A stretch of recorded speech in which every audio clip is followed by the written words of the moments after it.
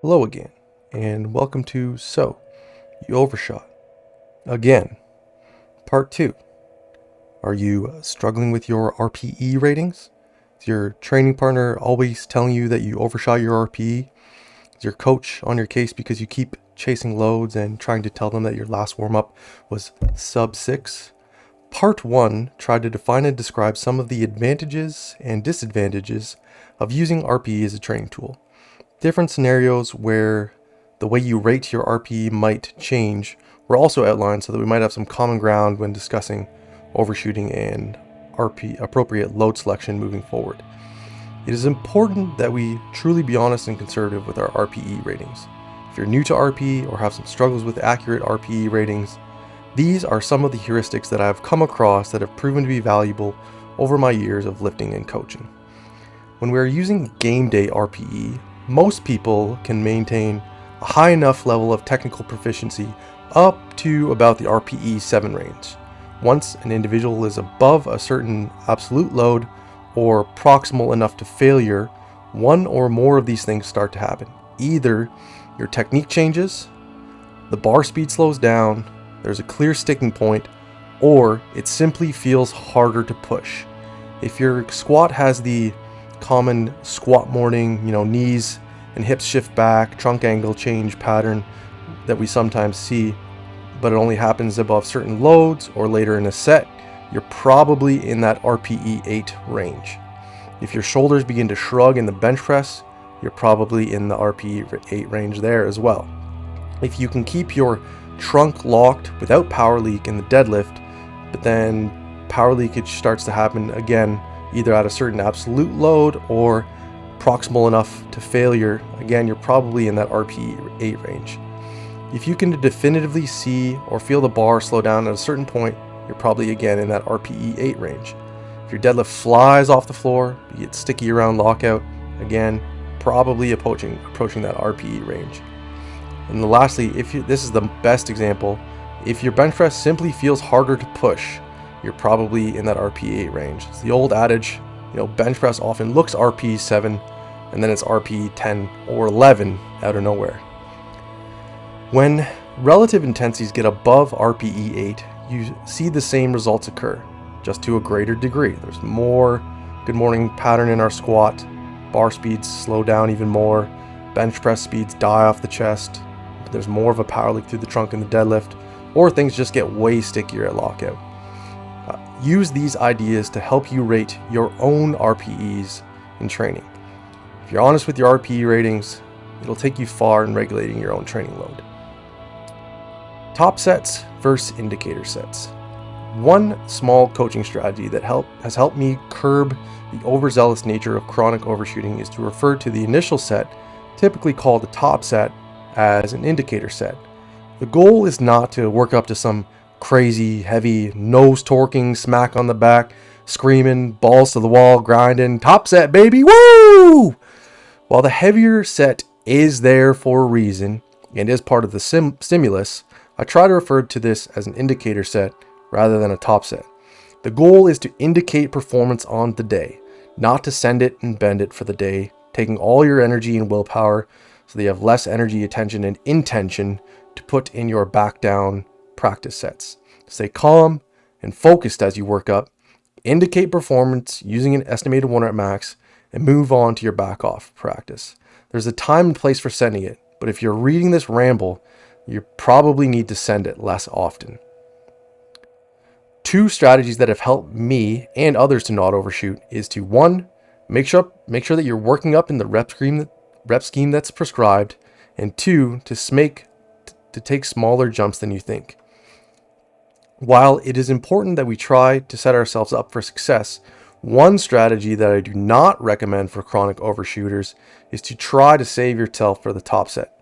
As an example, say the prescription has an indicator set of 3 reps at an RPE of 8, followed by some back off volume. One common mistake that I've seen is that an athlete attempts to save energy for the top set by only doing a set of 1 as a last warm-up.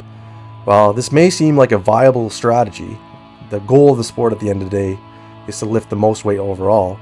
It can be misguided if the last warm-up of 1 rep at, say, RPE 4 or 5 does not give us enough information to make an appropriate load selection. 3 reps on an RPE 7 in theory is the same as 1 rep at RPE 5, and 1 rep at RPE 5 will move like an easy warm-up weight, which might give us a false sense of security, influencing individuals to put too much weight on the bar, leading to an overshoot. I would rather that a lifter do, say, 3 reps at RPE 6, followed by a true 3 reps at RPE 7, and then make the right load selection for their indicator set of 3 reps at RPE 8. If you're a lifter who has a problem with chronic overshooting and you use this strategy, then this suggestion may not be for you. Work up in the rep range prescribed. Another error in judgment occurs when lifters start taking jumps that are too big. Using the same prescription, comp squat 3 reps at RPE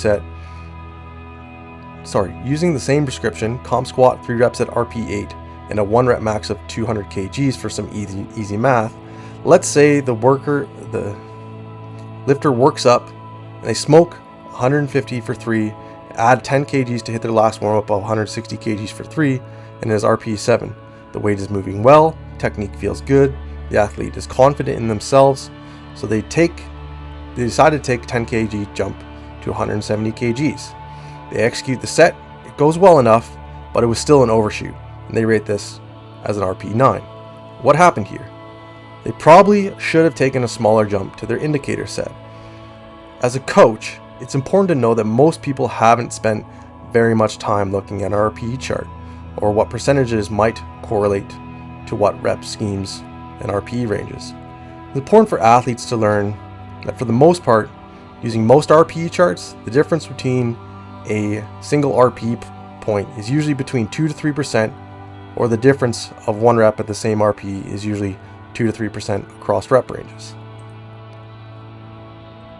You can see that here. If you look at the difference between 6 and 7, 2 to 3%, 7 to 8, 3%, 8 to 9, 3%. If we go across rep ranges, we can see that again, right? Difference between the 6 reps at a 9 and 5 reps at a 9, 3%, 2%, so on and so forth, and you'll find that pattern throughout.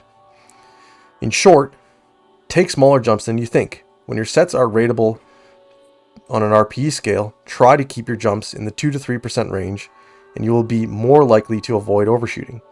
If you're worried about wasting your energy on the way up to your top set, don't be. The goal is not to work up to a certain weight.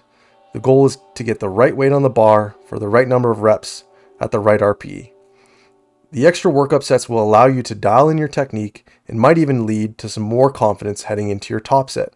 I would rather people take small jumps and accumulate better, heavy enough practice. It's important that we truly be honest and conservative with our RPE ratings. If you're new to RPE or have some struggles with your accurate RPE ratings, these are some of the heuristics that I've come across over the years that have proven to be valuable for myself and others. Lastly, check your ego. A lot of issues with overshooting or underrating RPE comes from ego. The ego is the enemy of process-oriented strength training. In a sport that is very quantitative, lift big rock, make number go up, your ego cannot bear the thought of underperforming.